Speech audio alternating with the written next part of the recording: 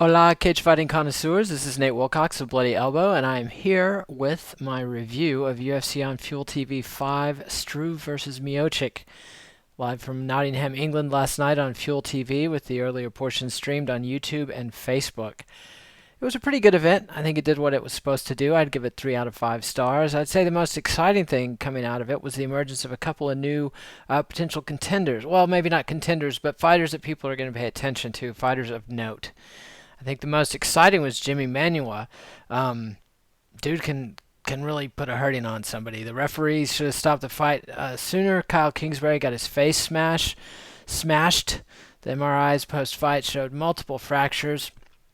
His left eye was swollen completely shut after the first round, and yet it continued for a second round, during which Kingsbury showed himself to have a lot of heart and some skill and possibly could have won the fight in the third round had he been allowed to continue. I think that shows some weaknesses in Manua's game, but what it did show is that he can really put a beating on somebody standing. Now, it didn't show that he could survive a great wrestling attack. I don't know what the long-term upside for Manua is, but onward and forward, and he looks scary and tough, and I think could be a very entertaining fighter. I'd like to see him against some fellow strikers in the light heavyweight division going forward. Another one coming out was Gunnar Nelson, the 24-year-old Icelander, world jiu-jitsu champion and karate stylist. I think his stand-up style is very unorthodox and confused DeMarcus Johnson a fair bit, but it was really his ground fighting that won him the fight, not surprisingly. Nelson's young, 24. That shows a sign potential for a lot of improvement. Physically, I don't know that he's the world's greatest athlete, but he seems like a quite athletic package.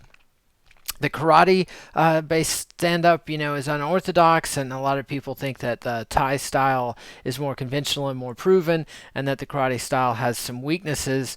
It remains to be seen. It's definitely a minority style in mixed martial arts striking, and as such, it's always entertaining and novel for me. I think Nelson's got an upside potential, maybe to emerge as a contender, maybe something comparable to what Demian Maia did at middleweight, maybe earn a title shot, but I don't see a title in Nelson's future. Then there was a fighter, Paul Sass, whose hype train was derailed. He entered the fight 13-0 with 12 submissions, and handsome Matt Wyman submitted him in what was a really entertaining grappling match. They had a lot of great scrambles on the ground. A lot of different submissions were attempted, and Wyman really showed Sass the limits of his game as such.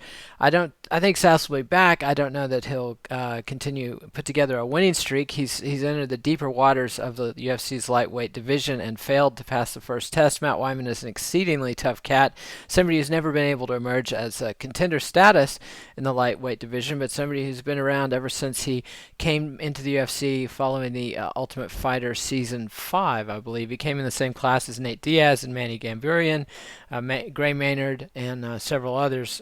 Joe Lozon, one of the stars of that stellar crop. And then we got Brad Pickett knocking out Yves Jabouin. I think Pickett is somebody, he lost to Henan Barao, but otherwise has done very well since joining the WEC and then moving up into the UFC along with that entire bantamweight division. I don't see a title shot anytime soon in Pickett's future, but he's a very exciting fighter. I would love to see him get a crack at Dominic Cruz. I think he's got the striking style potentially to rein in the champ's dancing and prancing and point fighting, but I don't see Pickett getting past Henan Barao, the interim champ, anytime soon. Dan Hardy beat Amir Sadala. Keeps Dan Hardy alive. I think when they return to England, I expect Hardy to be back on that card. And then we got Stefan Struve beating Stipe Miocic. Miocic, somebody I think is a little undersized for the heavyweight division. I think he'd be well served to go down to light heavyweight, although that's a tougher talent pool.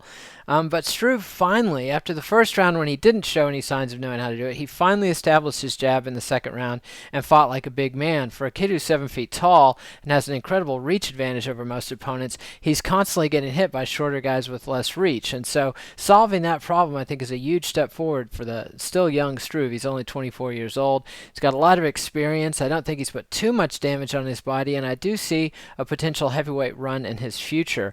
Other fights of note, the John Hathaway-John McGuire fight was completely tedious. Hathaway coasted ahead. He had a huge physical advantage over McGuire, who might want to consider moving down to lightweight. Neutralized him on the ground.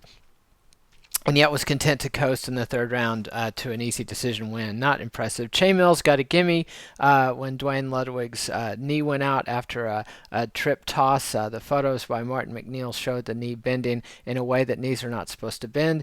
Very unfortunate ending for Bang Ludwig. I think it's probably the end of his current run in the UFC, as he's lost, I think, 4 times in a row now. Let me double check that.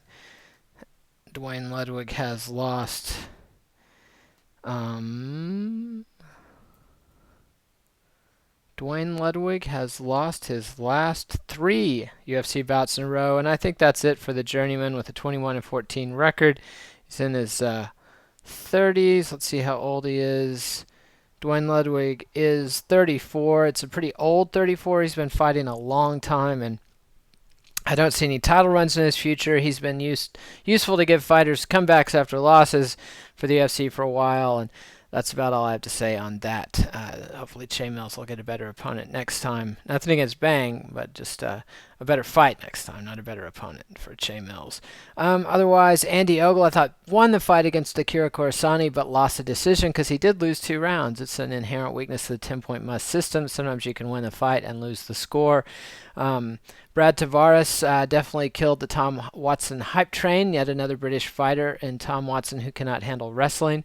And Robbie Peralta looked pretty impressive, probably punching Jason Young's ticket out of the UFC. Peralta's undefeated, young fighter in the featherweight division, somebody that I would like to see more of. I think he's ready to step up to not quite contender level, but mid-tier competition. So far, he's had a no contest against Mekan Semerzier and beat Mike Lullo and Jason Young in the UFC. I think he's ready to fight somebody whose name we know. That's my review of the event. Otherwise, the biggest news coming out of Nottingham was Dana White's announcement of Gary Scott taking over as the UFC's president and I'm probably getting the title wrong, but he's the man in charge of the UFC in the UK, Europe, the Middle East, and North Africa. Maybe all of Africa. There's been some talk into moving into South Africa, which has a pretty thriving MMA scene for a relatively small country. I think it's a good sign that they're trying to mix things up. Marshall Zelaznik manned the Beachheads as their attempted invasion of the UK. Been with the UFC for several years. Had some mixed success early on in his tenure. They put a lot of money into the UK market.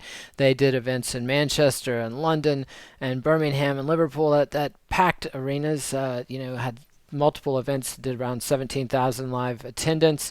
Part of the problem was the inability of British fighters to win a title. Dan Hardy got a title shot that was held in Canada against George St. Pierre. Michael Bisping never did quite get a title shot. He's as close as he's ever come now to fighting Anderson Silva. It'll be interesting to see if they try to book that in England.